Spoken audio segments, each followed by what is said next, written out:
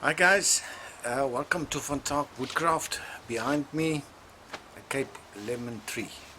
My wife makes beautiful and very nice lemonade. Lemonade. Marmalade. Today, a multicolored ring.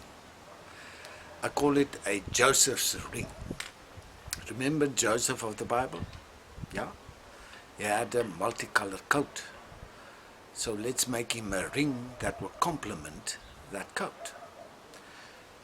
By the way, a tip of the day. What do you do with your sawdust? Well, I throw it away. But some of them I keep. I use it as a fire starter. Just take a scoop, throw it on your at the bottom of your wood pile, or charcoal. Make a charcoal for your charcoal fire. You make a bed of sawdust, but don't compress it, please. You will smother it. Wet it with paraffin, and it's an excellent fire starter. But let's go to, oh yes. My thanks to Marne Potgieter of Taiwan. She sent me a Facebook link of Peter Brown. He made this multicolored ring of colored pencils. In the next photograph you will see the packet of colored pencils. So the credit goes to Peter Brown. I will not follow his methods though. I have my own. But let's go to the workshop and see what we can do. We continue with that ring. Get yourself a dial meter. I'm talking to all the pin makers, pin turners. A dial meter with a magnetic stand. It's got an on-off switch and it's very, very sturdy. I've set my mandrel to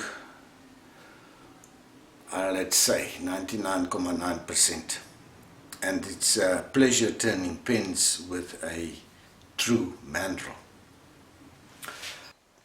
We must drill a hole through this glued pencils. You must buy, if you want to make a multicolored pen, you must buy the Stettler ones with the ABS, the anti-brake system. You can see that white lines around the crayon. That is the anti-brake system things. Now I've glued it with super glue 305 in the US, CA glue gel. That gives you time to align it properly. I'm going to drill a 20mm hole through it, but I think we must apply our thinking caps. This vise has got a quite a large space in between these two parts of the vise. So if I'm going to drill without a backing plate, I think it will break at the bottom, because I would like to make a couple of rings out of this. You buy it for less than $1. So you've got to insert a backing plate here. The backing plate of this one is a bit loose, but that won't matter.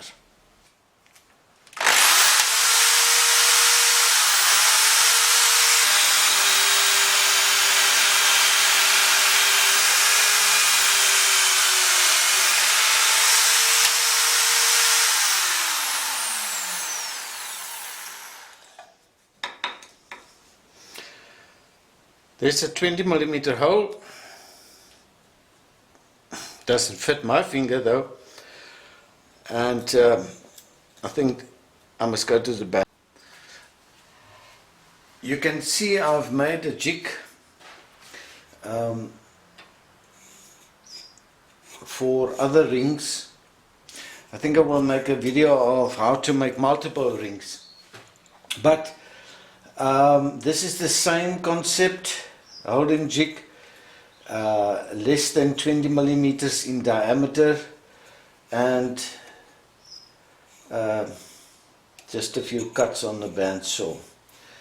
So this will hold it nicely, but don't too much pressure here. I think it might just break. I think we've got to put our thinking caps on again. As you can see here on the bandsaw, I've made a cut. Where is it now? I've made a cut and I've gone into the coloring side, the lead, the crayon. Going this way, won't be a problem, but once you get into this part over here, I must not exceed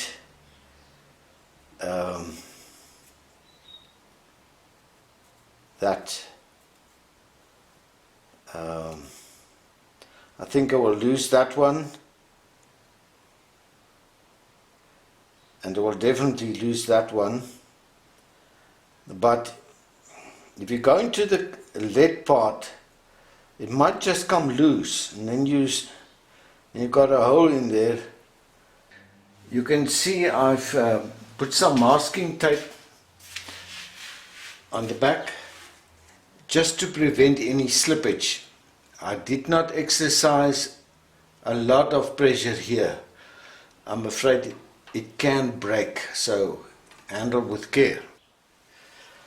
Right, it's clearing the tool rest. I'm turning at 1000.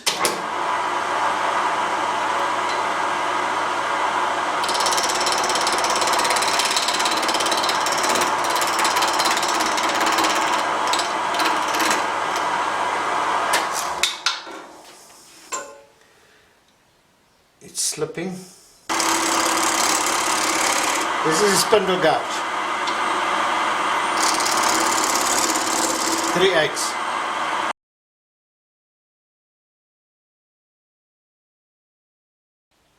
So far so good. You must turn with a very sharp chisel. I've got breakage or a break there on the side. I've still got to go in on the sides, as I've got gaps here due to the shape of the pencils, but otherwise so far so good. What I'm worried about is this piece of crayon here, or lead, what do you call it. It's about 31 meters wide. The inside is 20. Now if I'm going to make the ring 28, I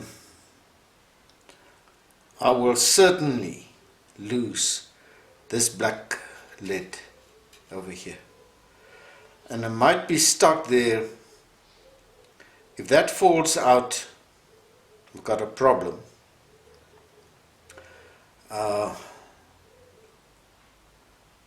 At this stage it's too thick to be a proper ring. The other thing that I've noticed, I hope you can see it here on the camera, over there and the inside, it's smudged due to the friction of this jig over here. So what that tells me, two things. Sanding will cause a smudge of the crayon over the wood. That tells me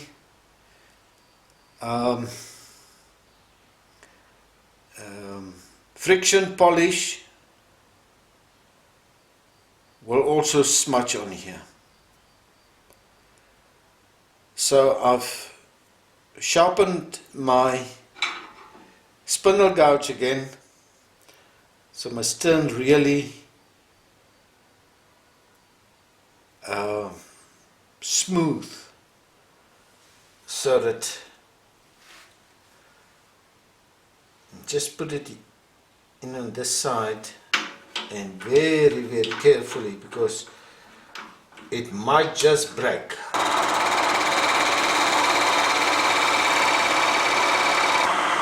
Try scraping it.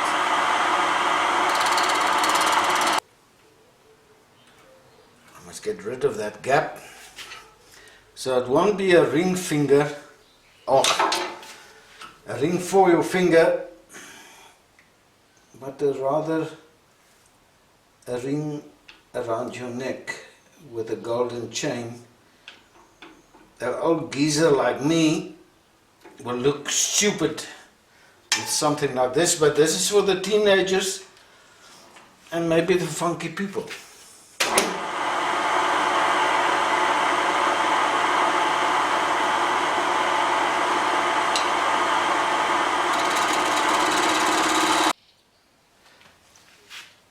Now, the lathe speed is set to 570, that's the lowest on this Minimax. I've made some rings over Christmas for presents. I'll make a video of how you can make multiple rings at the same time. The reason why it's set slow, at the high speed, something small like this will easily, you will lose your grip on it.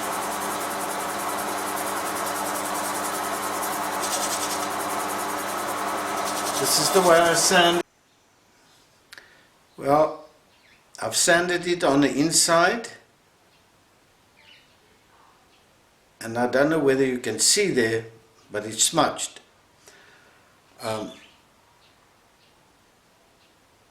I'll try do some hand sanding over here just to ease that sharpness of that edge. I'm just scared that if I go in just a millimeter or so, or 3 millimeters, 1.5 on each side, I will be stuck with a hole over there. And well, in my case, always one problem leads to another. So I'd rather be safe. Now, I'm no expert on spray painting. What I know is you've got to keep the nozzle about 30 centimeters away from. This is about 30.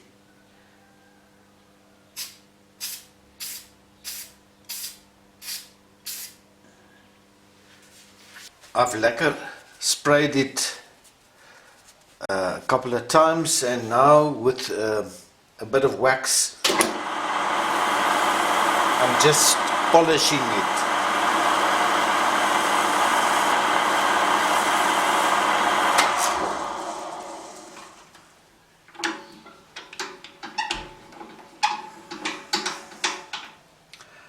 Well, it looks good.